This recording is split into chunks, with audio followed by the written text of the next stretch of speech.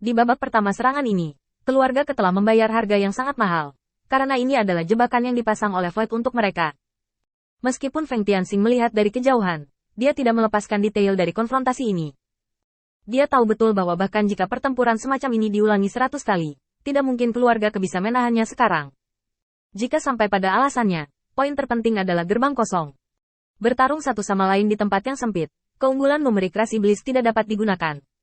Adapun Void, itu berarti menghindari konfrontasi di medan perang frontal. Ini adalah kerugian bagi mereka, tetapi juga merupakan keuntungan. Sejauh menyangkut situasi saat ini, keuntungan yang diperoleh Void jauh lebih besar daripada kerugiannya. Lawan mereka adalah keluarga dari klan iblis. Dengan dukungan penuh dari sumber daya keluarga, anggota klan ini pasti jauh lebih kuat dari rata-rata klan iblis. Dan bawahan Void hanyalah boneka Void, dan boneka itu digunakan untuk menggertak iblis di bagian bawah.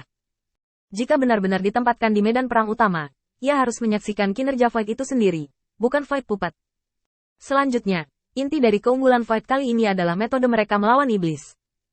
Keluarga Ke pandai dalam pertarungan tangan kosong, dan pandai dalam pertarungan jarak dekat. Kehampaan ini menggunakan gaya bertarung yang paling dibanggakan oleh keluarga Ke untuk memikat mereka ke sekitar gerbang kehampaan dan memasang jebakan di dalamnya. Jika bukan karena reaksi cepat Kedan, yang hilang dari Kechan bukanlah tangannya, melainkan sebagian besar tubuhnya. Selama seluruh proses, tujuan Void sangat jelas, dan iblis penarik masuk ke dalam perangkap dan menebas mereka dengan satu pukulan.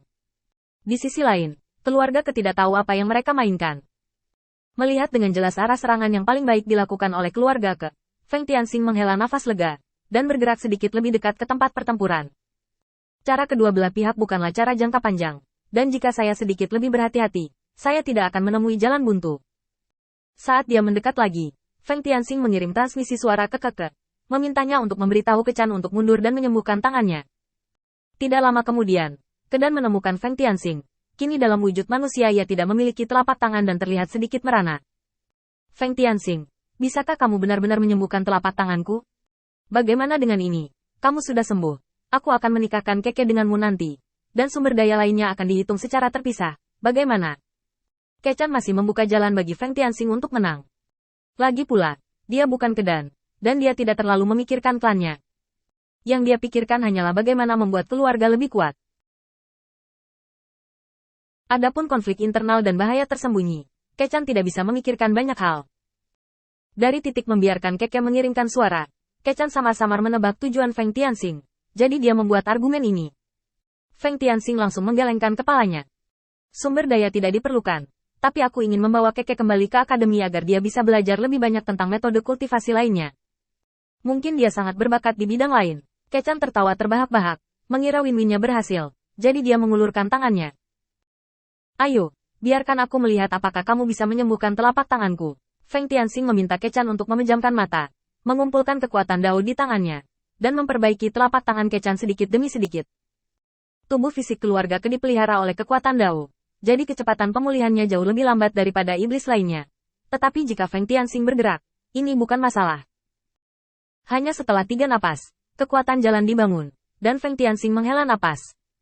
Awan gas hijau zamrud ini berkumpul di lengan telanjang Kechan, lalu memadat menjadi daging dan darah.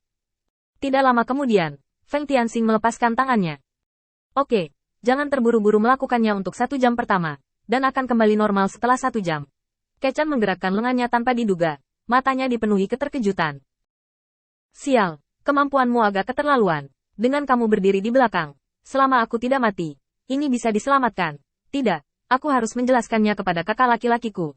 Dia pasti ditipu oleh orang lain untuk melakukan hal bodoh seperti itu. Jangan khawatir, dengan aku sebagai pelobi, kakakku pasti akan berubah pikiran. Tunggu saja kabar baikku. Setelah berbicara, Kechan bergegas kembali ke garis depan melawan kehampaan. Setelah kekalahan pertama dalam pertarungan, Kedan memimpin anggota klannya ke garnisun di sini, menolak untuk bergerak lagi. Setelah Kechan kembali, dia menjelaskan secara singkat masalah tersebut sebelum berbicara dengan Kedan. Saudaraku, Feng Tianxing dapat menyembuhkan luka kita. Ini adalah harta yang tak ternilai harganya. Jangan lewatkan karena suatu alasan. Kamu harus mengerti bahwa nilai Feng Tianxing sendiri jauh lebih besar daripada bahaya tersembunyi yang dibawanya. Kedan memeriksa tangan Kechan sendiri, dan alisnya semakin mengerut. Feng Tianxing memiliki begitu banyak cara, dan basis kultivasinya tidak rendah. Aku benar-benar khawatir dia akan merugikan keluarga Ke.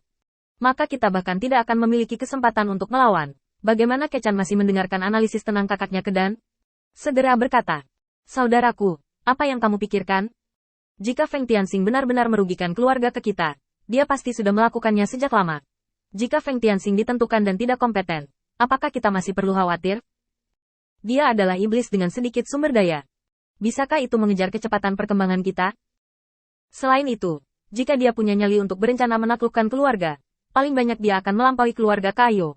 Mari kita menjadi preman. Tapi saudaraku, apakah kamu pernah berpikir tentang berapa banyak iblis yang dapat menyembuhkan tubuh khusus kita? Sudah terlambat baginya untuk menjadi seekor anjing. Kita masih setara sekarang, jadi kamu harus memikirkannya dengan hati-hati. Kedan tertegun sejenak. Dia memikirkan semua kemungkinan. Tetapi dia tidak memikirkan kemungkinan status Feng Tianxing lebih tinggi dari mereka. Tapi masuk akal jika Anda memikirkannya dengan hati-hati. Feng Tianxing memiliki status dan menginginkan pilar yang kuat. Jadi dia menyukai keluarga Ke. Terlebih lagi, Kedo mengenalnya, dan kedua pihak menikah, dan hubungannya jauh lebih kuat dari iblis lainnya. Dari sudut pandang ini, yang dibutuhkan Feng Tianxing adalah dukungan dari keluarga Ke, bukan milik keluarga Ke. Setelah hening sejenak, Kedan menghela nafas. Aku akan membicarakan masalah ini nanti. Sekarang kehampaan masih ada di wajah kita. Apa yang harus kita lakukan? Kechan terkekeh, mengangkat jarinya dan menunjuk ke belakang. Kakak, kenapa kamu bingung di sini? Solusinya adalah berdiri di belakang. Cobalah dan pastikan kamu tidak kecewa. Saudaraku, saya tidak keberatan dengan keputusan Anda, tetapi Anda harus mempertimbangkan konsekuensinya. Kami tidak mungkin dapat menahan diri selama beberapa hari. Orang itu memiliki kekuatan yang hebat, dan dia bukan tubuh fisik. Kami berada di kerugian alami. Jika bukan karena Feng Tianxing menyembuhkan lukaku, kita akan memiliki satu klan iblis yang lebih sedikit untuk dilawan. Dan hanya akan ada satu kedaukuan dengan kekuatan yang sama dengan kakak laki-laki. Bagaimana menurutmu? Kedan benar-benar terguncang oleh pernyataan ini, dan tekadnya untuk melawan terguncang. Void hanyalah percobaan putaran pertama, dan Kedan terluka parah. Bagaimana jika tertunda? Berapa banyak iblis yang ada di sampingku untuk bertarung? Lawan dapat dengan mudah mengembalikan keberadaan tubuh fisik. Saat ini, semuanya terhubung menjadi satu, dan Kedan akhirnya mengerti maksud Void. Kedua belah pihak adalah ahli dalam pertarungan jarak dekat, sehingga tubuh Void yang dapat dipulihkan kapan saja dapat melawan tubuh ras iblis yang perlu pulih perlahan. Apakah Anda masih perlu bergegas? Perlahan makan dan konsumsi dan selesai. Ini adalah rencana sebenarnya dari kekosongan.